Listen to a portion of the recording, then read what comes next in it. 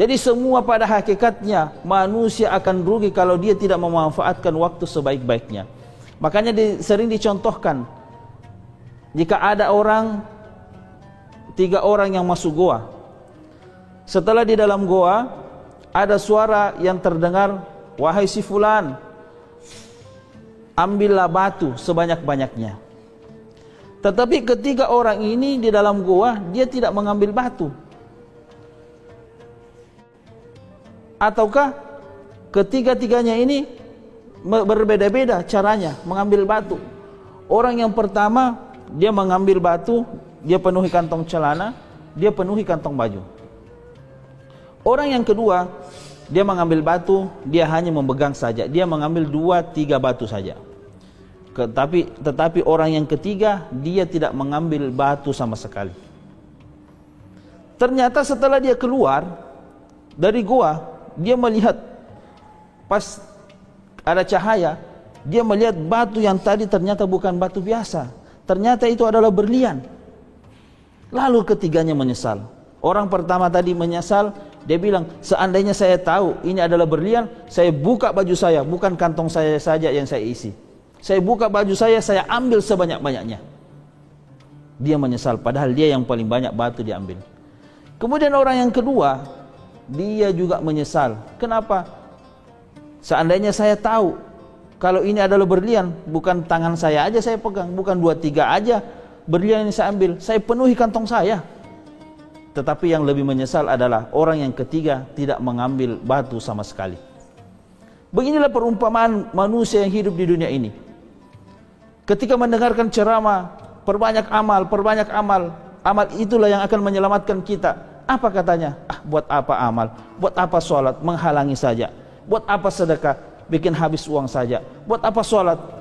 Mengganggu saja pekerjaan. Mereka selalu mengatakan mengganggu, tetapi ketika dia meninggal nanti, baru dia menyesal. Ternyata amalanlah yang akan menolong kita. Beginilah perumpamaan orang-orang yang tidak memanfaatkan waktu. Para pemirsa TV One dimanapun berada yang dirahmati Allah Subhanahu wa ta'ala.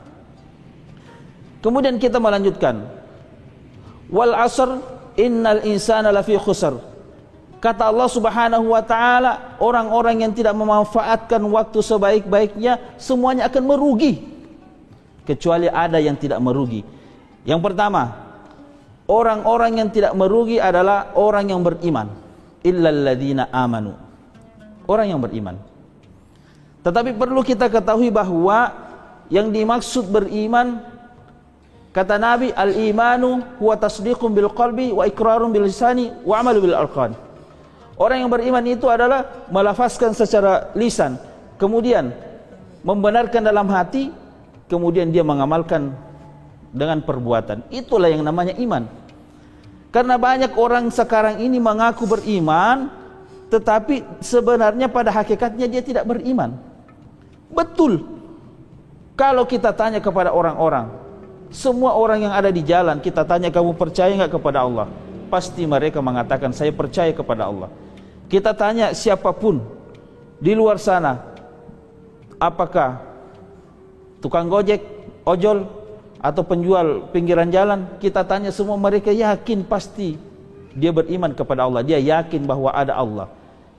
Kita tanya bahkan kepada orang tukang maksiat, kita tanya, kamu percaya enggak ada Allah? Percaya mereka. Kamu percaya enggak ada surga neraka? Percaya mereka. Kamu percaya enggak engkau akan mati? Percaya. Kenapa kau berjudi? Kenapa kau berzina?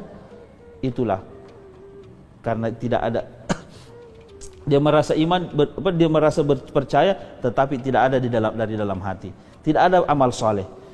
Makanya iman dan amal soleh ini juga harus berbarengan. Makanya di dalam Al-Quran, setiap ada kata-kata iman, pasti ada amal soleh. Walladzina amanu wa amilus solihat. Innal ladzina amanu wa amilus solihat. Setiap ada kata-kata iman, harus ada setelahnya ada wa amilus solihat. Karena orang yang beriman tanpa beramal soleh, maka itu gugur.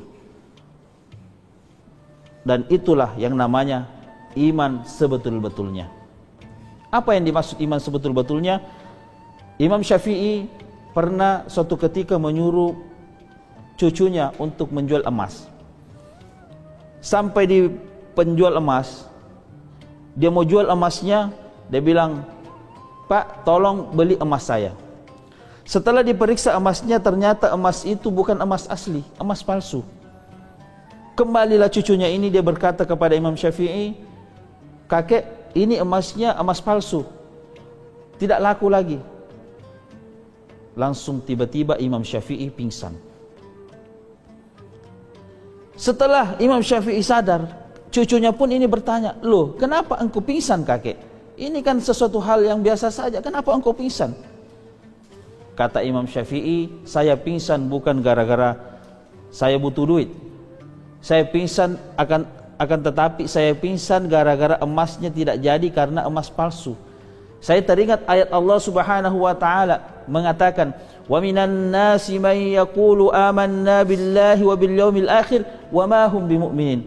Nanti di hari kemudian banyak orang yang mengaku-ngaku beriman dan beriman kepada yaumil akhir, tetapi kata Allah, "wa ma hum bimumin." Banyak orang nanti datang kepada Allah, "Wahai orang-orang beriman, masuklah ke dalam surga." Banyak orang yang antri ingin masuk, diusir. "Engkau tidak beriman, imammu iman palsu." Sebagaimana emas tadi, emas palsu ditolak. Orang yang beriman dan mengaku beriman tapi iman palsu akan ditolak, kata Imam Syafi'i. Jadi banyak orang nanti ketika ditanya, "Mau masuk surga, kamu mau masuk surga gara-gara apa?" "Oh, saya rajin sedekah." "Bohong, imanmu iman palsu. Kamu cuma bersedekah gara-gara ingin dipuji. Kamu ingin bersedekah gara-gara harta, ingin tambah kaya, bukan gara-gara saya." Imanmu iman palsu. Ada juga yang datang, "Mau masuk surga." "Kenapa kau masuk surga?" "Oh, saya mau masuk surga gara-gara saya sering membantu orang." "Bohong, kamu membantu orang bukan gara-gara iman kepada saya, bukan iman kepada Allah, akan tetapi engkau ingin dipuji." Orang-orang seperti inilah yang namanya imannya iman palsu, sehingga ditolak oleh Allah Subhanahu wa taala. Jadi kalau kita beramal, usahakan kita semata-mata karena Allah Subhanahu wa taala. Para pemirsa TV One dimanapun berada, ini yang pertama, orang yang tidak merugi adalah orang yang beriman. Kemudian yang kedua, orang yang tidak merugi adalah orang yang beramal soleh. Orang yang beramal soleh sudah tentu imannya sudah lebih kelihatan. Tetapi tidak semua orang yang beramal soleh beriman.